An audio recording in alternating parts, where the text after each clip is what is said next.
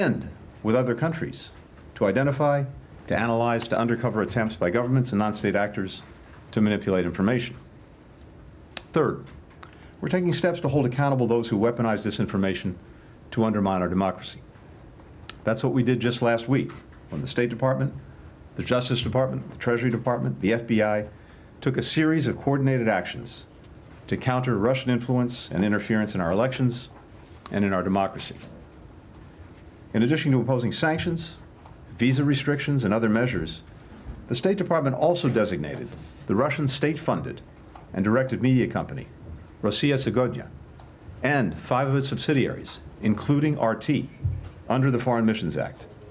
As a result, these actors are now required to notify the State Department of all personnel working in the United States, as well as their property. We took these steps based on our conclusion that Rossiya Segodnya and these 5 subsidiaries are no longer merely fire hoses of Russian government propaganda and disinformation. They are engaged in covert influence activities aimed at undermining American elections and democracies, functioning like a de facto arm of Russia's intelligence apparatus. Today, we're announcing that these Kremlin-backed media outlets are not only playing this covert influence role to undermine democracy in the United States, but also to meddle in the sovereign affairs of countries around the world. Thanks to new information, much of which originates from RT employees, we know that RT possessed cyber capabilities and engaged in covert information and influence operations and military procurement. As part of RT's expanded capabilities, the Russian government embedded within RT a unit with cyber operational capabilities and ties to Russian intelligence. RT's leadership had direct, witting knowledge of this enterprise. Russian government actors incorporated the cyber capabilities of this unit within RT in the spring of 2023, which is focused primarily on covert influence operations around the world.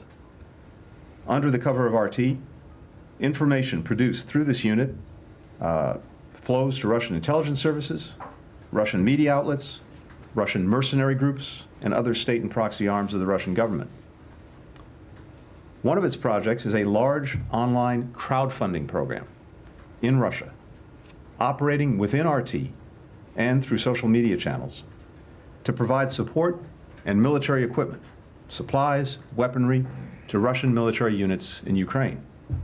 This includes sniper rifles, suppressors, body armor, night vision equipment, drones, radio equipment, personal weapon sights, diesel generators. While the crowdfunding campaign is out in the open, what's hidden is that this program is administered by the leaders of RT. Last week, our government revealed how RT launders information operations through unwitting Americans to covertly disseminate Kremlin-produced content and messaging to the American public. Today, we're exposing how Russia deploys similar tactics around the world. In Germany, for example, RT covertly runs the Berlin-based English-language platform RED, a successor to the now defunct RT-Link platform Redfish. RT also secretly runs the online platform African Stream across a wide range of social media platforms. Now, according to the outlet's website, African Stream is, and I quote, a pan-African digital media organization based exclusively on social media platforms, focusing on giving a voice to all Africans both at home and abroad. In reality, the only voice it gives is to Kremlin propagandists. RT's expanded covert capabilities allow it to deepen coordination with traditional Russian intelligence services as they work to manipulate the outcome of democratic elections in the United States, but also around the world. For years, RT and its employees have coordinated directly with the Kremlin to support Russian government efforts to influence Moldova's elections, including the October 2024 presidential election. RT's leadership has leveraged Russian state-funded and directed media platforms to attempt to foment unrest in Moldova, likely with the aim of causing protests to turn violent. We believe RT will almost certainly leverage its expanded covert capabilities to coordinate with Russian intelligence services to try to manipulate the outcome of Moldova's upcoming election. As a result of these findings, today, we're imposing sanctions on 3 entities and 2 individuals for Russia's covert global influence operations, including interference in Moldova's democracy and its upcoming elections. The actions we're exposing today and the actions we exposed last week do not incorporate the full scope of Russia's efforts to undermine democracies. Far from it. Russian weaponization disinformation to subvert and polarize free and open societies extends to every part of the world. In response, today, the United States, the United Kingdom, and Canada are launching a joint diplomatic campaign to rally allies and partners around the world to join us in addressing the threat posed by RT and other machinery of Russian disinformation and covert influence. Under the the internet intelligence diplomacy has become a hallmark of our administration. I've instructed U.S. diplomats around the world to share the evidence that we've gathered on RT's expanded capabilities and the ways it's being used to target individual countries and the information ecosystem that we share. Now, each government, of course, is going to decide how it responds to this threat. But we urge every ally, every partner, to start by treating RT's activities as they do other intelligence activities by Russia within their borders. Now, let me be very clear. The United States respects and champions freedom of expression, even when it comes to media outlets that wittingly spread government propaganda, and will continue to lead the world in defending and promoting media freedom.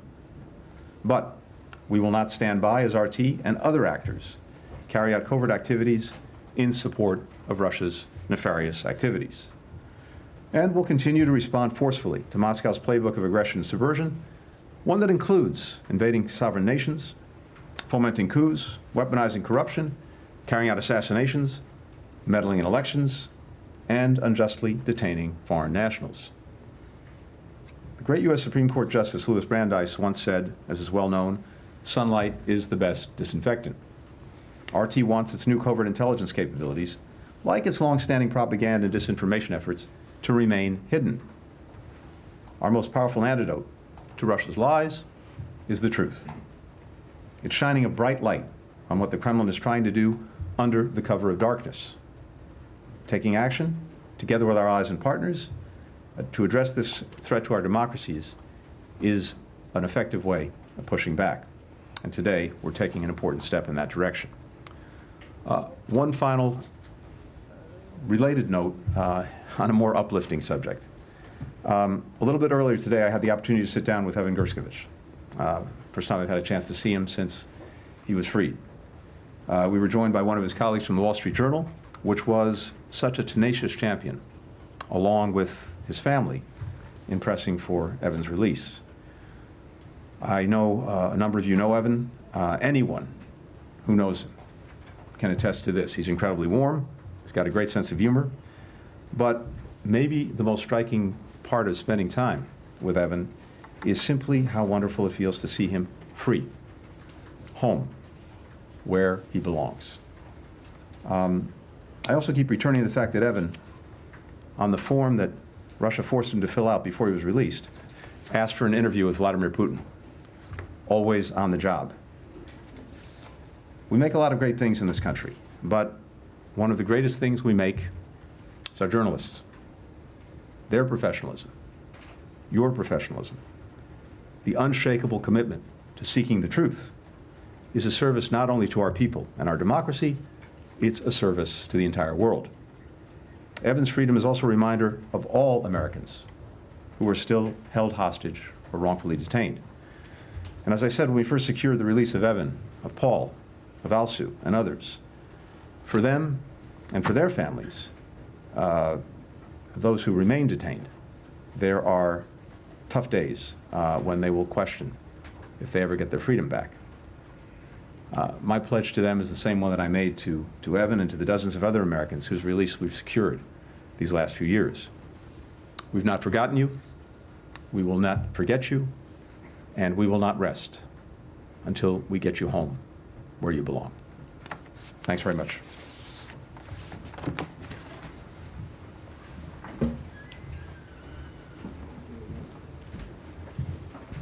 Okay, for the run of show, we have a couple of officials here. Jim O'Brien, who is the Assistant Secretary for the Bureau of European and Eurasian Affairs, and Jamie Rubin, the Director of the Global Engagement Center, who will take questions about the announcement the Secretary just made. And then at the end of that, if you have any other remaining questions, which I'm sure you won't, about the rest of the world, I'm happy to come back up and take some of those. So, Jim, Jamie. Thank you, Matt. Ask us a question. Yeah, go ahead. Liam? Yeah, sure. Hi.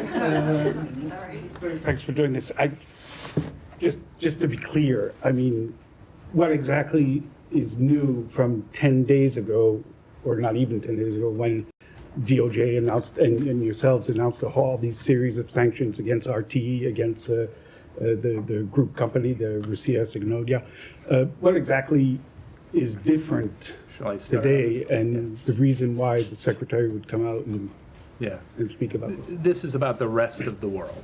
So last week was very focused on activities in the U.S. Here we're talking about covert activities, attempting to subvert democracy and manipulate information environments in the rest of the world. And Jamie may have some examples of this, but I just want to call attention to one of the sentences the Secretary said. He's instructed diplomats globally to share information we have about what Russia is doing and to engage with our partners in trying to remove this threat to democracy and accurate information around the globe. So part of what we will be doing, picking up from this, is to engage globally and systematically with our partners over time to keep going at the structure Russia's built to influence operations around the world. So you'll see more of this over time as we work, and we'll be working with our partners. This whole initiative began with the Secretary speaking with a number of our partners. The EU, as you know, has banned RT from functioning in Europe. He spoke with the Canadian Foreign Minister and with Minister Lamy in Great Britain when he was there earlier this week, and they've indicated a strong interest in being partners on this, and we will work with more and more countries over time to address this. So that's the main difference, domestic, now global. Let me just add a couple of points to what Jim said. First of all, you'll get a fact sheet. You'll see a lot of detail. You'll see incredible detail about the way in which RT has become a clearinghouse for a set of covert operations, covert influence activities, intelligence operations de facto in country after country after country. There's an example in Argentina where they're trying to affect government policy. There's a threat in the South Caucasus where they will use these tools to affect governments there. There are examples in France, there are examples in Germany. Now, you may not find it dramatic, but in order for us to launch a diplomatic campaign around the world, first, you saw what I think most of us would agree was pretty dramatic here in the United States. The rest of the world saw that, and now we're saying to them, this is what can happen to you. Unless you toe the Russian line, they're going to use all of these tools under the mask of a thing called Russia Сегодня. And the sanctions that were imposed that you'll see in the fact sheet are the strongest possible sanctions this government puts on. They're full, as Jim would know better, blocking financial sanctions. So we're exposing what they do in country after country around the world. We're using a strong sanction tool, but remember, sanctions are a tool, they're not a goal. What's the goal? The goal is for the rest of the world, and remember, you've asked questions for Matt for months and months about, the global South and why there's not more support for Ukraine in this part of the Middle East or that part of Latin America or this part of Africa. Well, one of the reasons, not the only reason, but one of the reasons why so much of the world has not been as fully supportive of Ukraine as you would think they would be, given that Russia has invaded Ukraine and violated rule number 1 of the international system, is because of the broad scope and reach of RT. where propaganda, disinformation, and lies are spread to millions, if not billions, of people around the world. What we're asking and what we're going to do, and Jim has warned me against this, but I'm going to do it anyway, is to use an analogy.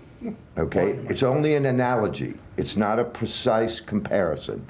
When the last administration decided to go after the Huawei company for the risk of intelligence being drawn out of a legal telephone instrument, we took a look at that campaign before we launched this. We tried to learn some lessons from it to try to help us figure out what's the best way over time to make countries around the world see the value and the danger of RT, which is technically a legal instrument, a television station, despite the lies and disinformation it's broadcasting, that has within it, and now we've shown you, and we'll show you in the fact sheet and in the things that I just said, covert operations, covert intelligence activities, acting as if they were a direct arm of the government. And now here's the fun part.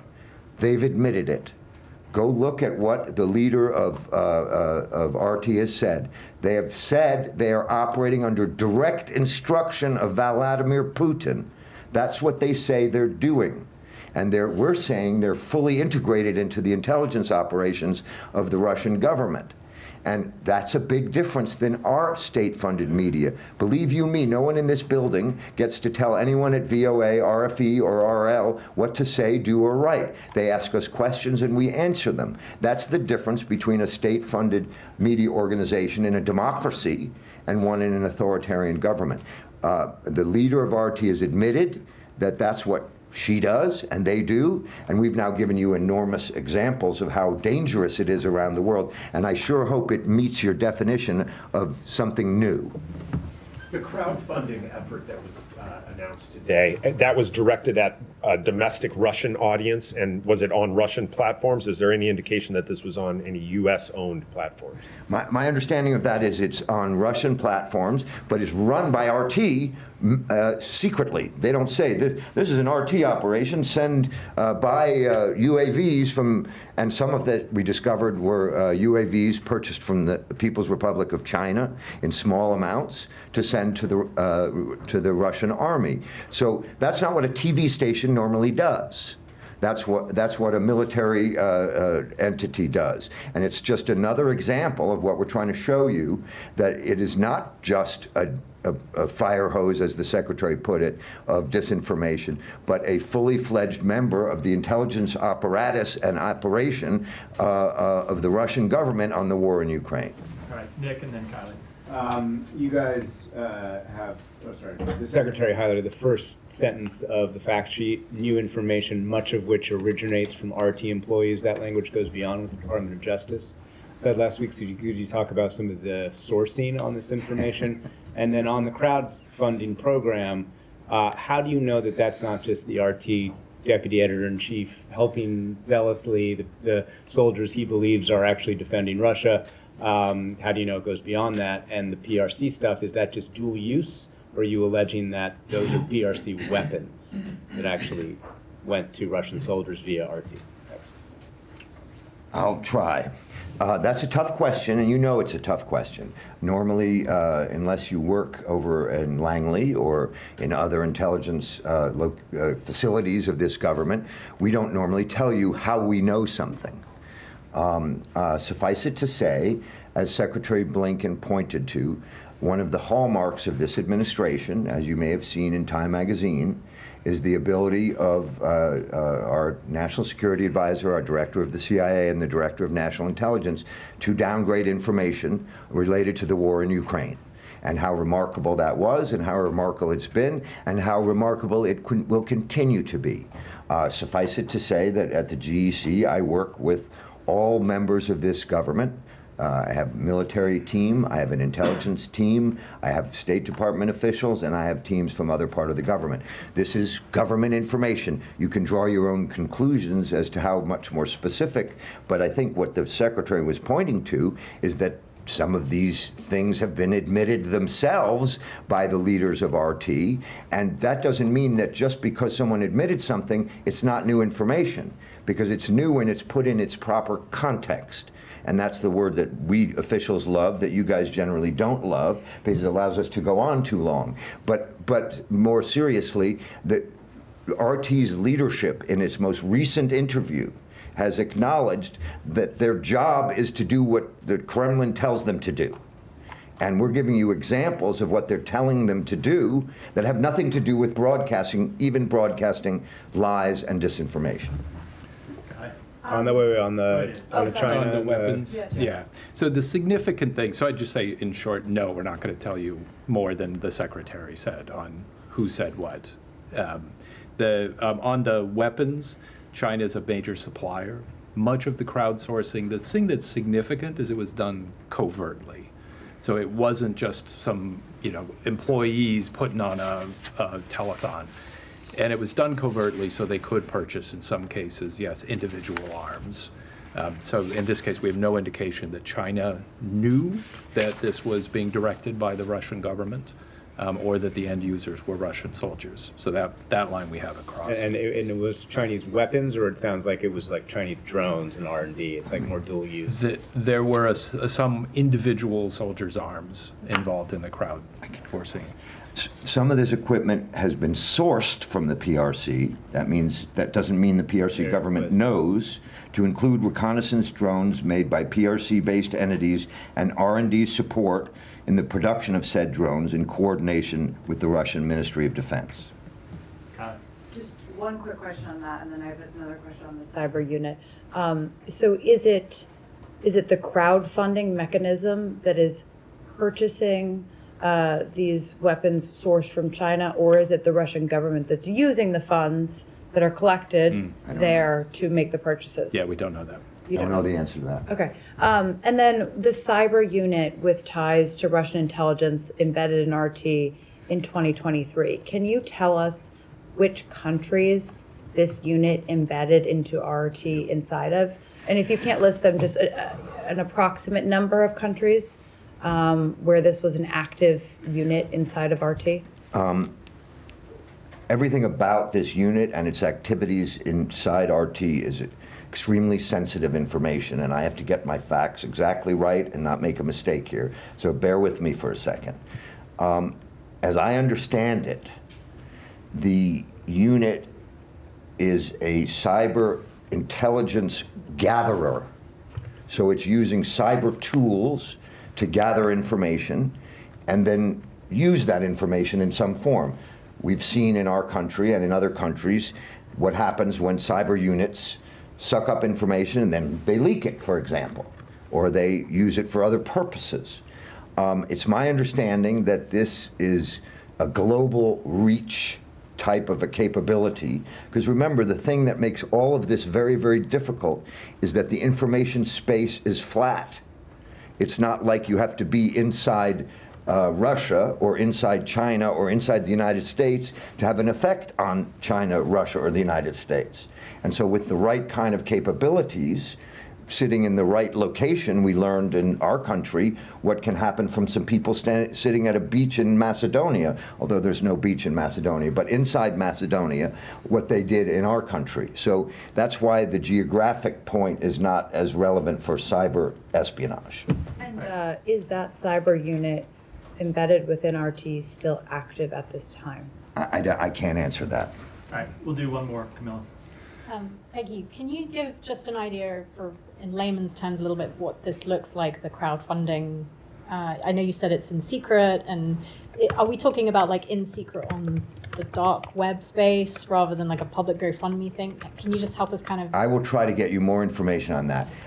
It's always funny when you're preparing this stuff what the thing is that you all decide to focus on, and I never get it right, no matter how many years I've been doing this business.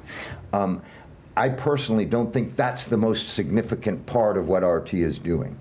Okay, it's just an example of how RT is operating as an arm of the government without using its name.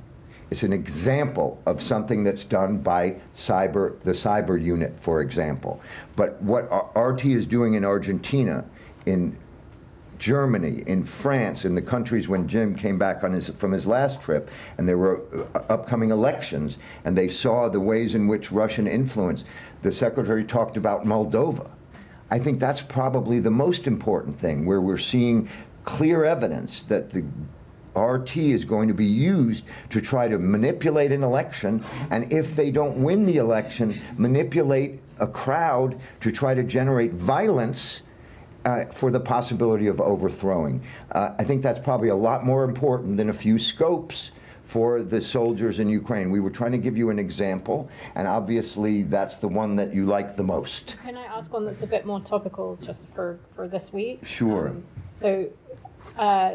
What happened this week with the debate with the former president saying something? Oh, well, you know I can't talk about that. No, but can I just, because this is for the GEC as well. Have you seen any evidence? You said the team that you're working with across the interagency, any evidence of cats and dogs, stories about pets being eaten? You'd have Was to that amplified at all by a foreign? I haven't seen that. I haven't asked my guys to do that. We've been pretty busy on trying to get this thing done. You'd be surprised how much work goes into these efforts. And let me just say, because I think we should get the hook, because we're too focused on crowdfunding and cats, I want to thank Kerry Gu sitting in the back of the room and all the people at the GEC. This is something that's been put together over many, many, many weeks and months, and a lot of people put their heart and soul into this sort of work to be able to get it available to you in all these details so that you can then question me and Jim about cats and crowdfunding. But this is going to be a long-term campaign, and that's the point of the analogy to Huawei.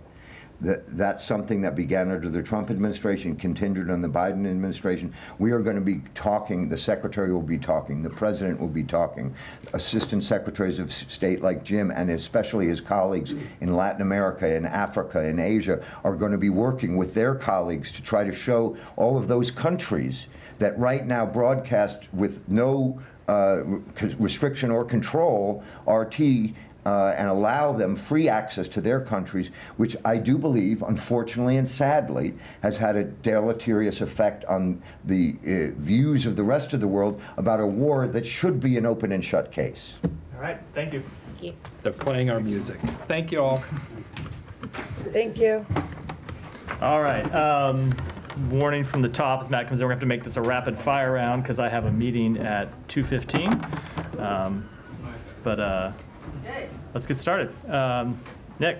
You won't want to discuss anything specifically before the president meets with British Prime Minister, so let me try and ask you a question that you can't answer. Ukraine has been arguing, as we've been talking about, of the utility of long-range fires into Ukraine. It has cited specific targets. It's cited an overall idea of how long-range fires would fit into the broader strategy of victory. So, in general, is that a message that the U.S. has been receiving? And is that a message that will be discussed between British officials, American officials? Obviously, this week's already been, but going forward when it comes to making the decision about. So, of course, we've been having those discussions with our Ukrainian colleagues. That's one of the things that the Secretary talked about with President Zelensky, with the Prime Minister, and with the Foreign Minister. Came up in all of his meetings in Ukraine 2 days ago, and they're making the case, as they have done consistently since the course of this campaign, where you've seen different times where they've come to make the case for different capabilities or different tactics or other different ways in which we could support them. Our job always is to listen to the case that they make and then think about, as you may have heard the Secretary say when he got this question, I don't know, multiple times while he was in the region, both what it is that we can make available to them, how they can use it, what the long-term strategy behind using those capabilities would be, and then we come back and discuss that with our colleagues here, and ultimately the President makes a decision. As you know, the Secretary had with him the Foreign Minister, David Lammy, and who I know is accompanying the Prime Minister. I'm sure that'll be one of the things that'll be discussed in the meeting today. I do think it is important to note that is not the only topic on the agenda today. We have a long-standing bilateral relationship with the United Kingdom. There are a number of things to talk about in those meetings. Ukraine is an important part of them. It was a large focus of our meetings in the UK, which the Secretary traveled to before Ukraine, but there are other things we talked about too, the war in the Middle East and any number of other topics. And would a U.S. decision about American long-range weapons, would that be made in concert or independently, perhaps, than a British long-range use of fires inside of? I don't want to speak to any hypotheticals. As of yet, we have not changed our policy. It's something we discussed with our allies. It's just something we discussed with our Ukrainian partners, and I don't have any announcements to make today. Let me go to Matt first. Matt, Can we get something that you might actually be able to answer? We can try. Okay, you've seen the convictions in Congo? I have. Okay. So, Would you, oh, I all right, no, I didn't know if that's you were. it. I Okay, assume you you have. want. Yeah, Right, I'll send that off to our Kinshasa bureau. Yeah. We've seen them. So Do you have you've anything seen to say about them? So we have seen that a military court in the Democratic Republic of Congo sentenced a number of defendants, including U.S. citizens, to death for alleged involvement in the May 19th attacks against the government. We understand that the legal process in the DRC allows for defendants to appeal the court's decision. Embassy staff have been attending these proceedings as they've gone through the process so far, and will continue to attend the proceedings and follow the developments closely. Right, do you believe the proceedings so far have been fair? I don't want to pass judgment on the proceedings so far because we are still in the middle of the legal process. They do have the right to appeal. We're going to continue to stay engaged in monitoring and speaking to the defendants and their attorneys. All right, and sticking on court cases, if I believe former diplomatic security officer pleaded guilty today, charges on January 6th. Do you have anything to say about that? The only thing I will say about that is we fully support the work by our colleagues at the Department of Justice to hold anyone responsible for violations of law on that horrific day accountable for those violations. Thank you. Yeah, Jillian. Do you guys have a response to what Putin said yesterday, which was basically that if this is a follow-up on Ukraine, if there were missile strikes, you view that as NATO entering into a direct war with Russia, including the U.S.? So a few things.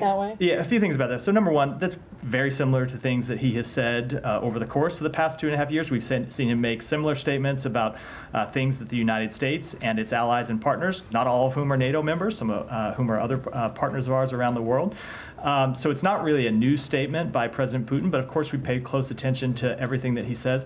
I would say President Putin is the one who could end this war today if he wanted to.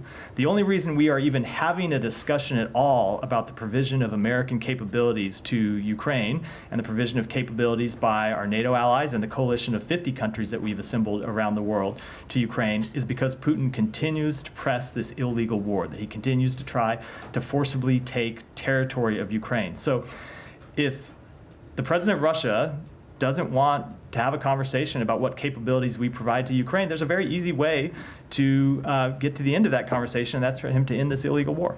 But do you dispute his, I don't know, his NATO, of course, no. Of course it would not be an entering of the United States. We have been very clear that the United States is not going to take part in this war. We're not going to put boots on the ground. We are, however, going to continue to equip Ukraine so it can defend itself. We're going to continue to work with a coalition of countries around the world to help Ukraine defend itself.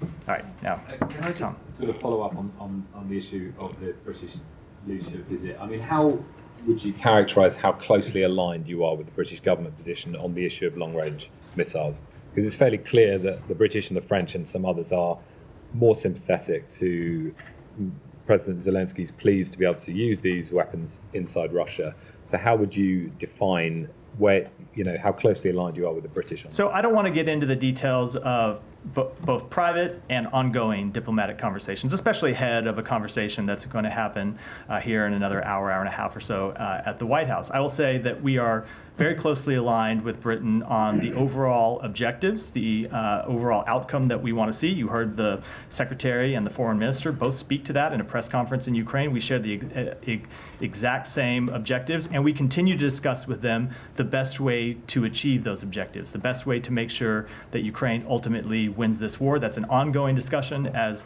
the Secretary said, in Ukraine. And I think, believe as the foreign minister said, both of us would go back and talk with our respective governments about what we heard from our Ukrainian partners, and then we will confer with each other as we confer with our other NATO allies, and make decisions based on those consultations going forward. Would you prefer that there was coordination on these permissions? I mean, if the Europeans are to sort of unilaterally give permission to use their long-range weapons, is that something you have a problem with? So we will continue to coordinate with them. Every country ultimately has to make its own decisions about how they want to support Ukraine, and that's something that every country has the ability to do. But we do consult with each other, especially with our close NATO allies. Ultimately, this is an issue that is something we want to work together on, and we'll continue to do that. Alex. Thank you, Matt. Just to press you a little bit more on Nick's question. Your response doesn't scream urgency, but knowing what you know about Iranian missiles, delivery of Iranian missiles to Russia, and the White House said that they're going to be employed within weeks. What is the suggestion to Ukrainians? Just sit back and wait? Alex, so you and I have had this debate a number of times before when it comes to any one capability that we might provide. And I would urge you, as always, to take this in a larger context and look at the overall support that we have provided to Ukraine since day one, really since before day one. We were providing Ukraine with security assistance before the February 24th, 2022 invasion. And we have continued to provide them tens of billions of dollars in assistance. And we have continued to adapt and adjust our capabilities that we provide them, and adapt and adjust the assistance that we provide them related to the evolving situation on the battleground. However, we're going to be deliberate about that. We're going to want to think about how every step that we take fits into a long-term strategy. And Alex, ultimately, I would ask that you judge us by our results, by our actions, and by the overall assistance that we provided. I think our track record in that regard speaks for itself. One more, and then, because I have limited time, one more, then I'm going to move on. Thanks so much. Just to clarify, what gives you confidence that the air defense system you have provided so far will actually protect them against Iranian drones, which will, hit, within weeks? I'm just saying, based on what the White House told us. So you mean Iranian ballistic missiles or Iranian drones? Both. Iranian ballistic missiles. So we continue to work with them to strengthen their air defense systems. We have provided them air defense systems. A number of other countries have provided them air defense systems. We're going to continue to work to bolster them, as well as continue to bolster their capability to take on Russian capabilities to launch those attacks in the first place. Kylie, go ahead. Just to follow up on the questions here. How much is Russia's procurement of Iran's short-range military capabilities, which frees up their long-range capabilities, impacting your guys' decision-making here? So it is absolutely something that we take under consideration, both for the strategic purpose that you point out, that it does allow Russia to use some of its more long-range capabilities to strike further. They don't have to use them at the front lines because they can use these short-range Iranian ballistic missiles. They can use them to conduct long-term strikes targeting Kyiv, targeting potentially Lviv. You've seen them targeting civilian infrastructure, not military infrastructure, with those long-range strikes. So certainly it is something that we take into consideration. We also take into consideration the fact that it is very much an escalation by Russia. It's very much an escalation by Iran for them to begin to provide these capabilities to Russia. So it is absolutely something that we consider in making our calculations. And the White House said today that we shouldn't expect any major announcements after the meeting with Biden and Prime Minister Starmer today. Can you give us some sense of when there might be a final decision on this? It's been, discussed for months now. It seems to have come to a boil this week. Are we looking at next week for a possible announcement on this? I do not want to either preview or put a timetable on any type of announcements, other than to say this is something that we have gone through from time to time when there will be a focus on any one particular weapon system or any one particular capability. And as always, I would just urge you to look at the way that we have consistently handled this, which is to be deliberate, to be smart, and to be strategic in about what we provide and when we provide it to our Ukrainian partners. Okay, Jani, and then a couple more we have to wrap. Matt, quick questions. Russia is warning of the use of nuclear weapons, and North Korean Kim Jong-un is also ordering the mass production of nuclear weapons. North Korea is trying to interfere in the U.S. presidential election. How do you predict North Korea and Russia's intervention in the U.S. presidential election? So we have been made very clear that we oppose any country taking steps to interfere in our democratic process here, and that we will take steps to hold accountable any country that does so. And you've seen us take actions in the past. On North Korea, Yeah. it's a little bit more relevant. Do you have anything to say about the uranium? No, we obviously saw the video. It doesn't change our overall policy. Our overall policy. It's a new video. I don't know that it represents any new capability by the North Korean regime. We are going to continue to make clear that we will defend our South Korean and Japanese allies, and will continue to work for the full denuclearization of the Korean Peninsula. Do you think North Korea's seventh nuclear test is imminent, or just? I do not want to make any predictions on that. Gita, go ahead. Thank you. On the eve of the anniversary of Mahsa Amini's death in Iran and the start of the Women Life Freedom movement, the UN fact-finding mission has issued its latest report on the situation of human rights in Iran. In short, it says that suppression of women's and girls' rights has intensified, and it is crushing women's activism. The mission suggests, and I quote, states must continue to place the situation of women and girls in the Islamic Republic of Iran high on the international agenda. I was wondering what the Biden administration is doing in this regard. Sure. So, as you have heard us say before, Mahsa Amini's story did not end with her death. She inspired a historic movement that has impacted Iran and influenced people across the globe who are advocating for gender equality, respect for human rights, and particularly the respect for human rights inside Iran. So that report is absolutely right. We have continue to see a crackdown on women and women's rights in Iran. And I would just say the new president of Iran has, at various times, signaled that he wants to change his approach and wants to reach out to the West and have a different relationship with the West. There are obviously a number of actions he could take in that regard when it comes to Iran's destabilizing activities outside of its own borders. But one of the actions he could take would be to stop the crackdown on women and women's rights inside Iran's borders. All right. Let me take one more, and then I really do have to go because I have a meeting with the boss. One question on the killing of Turkish-American activist Ayşenur Ezgi Egi. Recent reports dispute Israeli account that she was shot accidentally. Given the what happened with the Shirin Abu Akleh's case, is the U.S. reconsidering its stance on the Israeli narrative on this, and is it the U.S. still the U.S. position that you are waiting for the results of the Israeli investigation instead of launching a U.S.-led independent investigation as demanded by Ayşenur's family? Yeah. Let me say this. We have been briefed on the results of the preliminary investigation by the government of Israel, and they have told us they are conducting a full criminal investigation. We are going to wait to pass any judgments about what steps ought to occur next until we have, in terms of from an investigative standpoint, until we've received the results of that investigation. We think they ought to be, that investigation needs to be thorough, it needs to be prompt, and it needs to be transparent, and then we'll make any determinations at the conclusion of that investigation. But that said, as the Secretary said earlier this week, even knowing what we know now, we know enough to know that the Israeli security forces need to make changes in the way that they are operating in the West Bank, because you have now seen not just one, but 2 American citizens killed as a result of what the Israeli forces, the Israeli forces admit themselves were fire from, in this case, the IDF. So it's very clear that they do need to make changes in their rules of engagement. We're going to continue to press them on that, and that I think is a different question than the one about the investigation. But my point being, we know enough now to know that there are changes that need to be made. And just a quick follow-up: what changes do you expect from Israel, and what consequences? Will there be any consequences for Israel for killing a U.S. citizen? So we want to see changes to the rules of engagement. First of all, with respect to consequences, you do need to wait to see the results of the investigation to know whether there need to be any specific criminal consequences for the individuals involved. It's important that that investigation play out. And as I said, it ought to be prompt and thorough and transparent. But ultimately, when it comes to the changes in the rules of engagement, what we have said, or what we have seen, and you heard the Secretary speak to this, is we have seen a number of occasions when Israeli security forces have stood by when there were acts of settler violence. When they haven't intervened, we want to see them intervene and stop those acts of settler violence.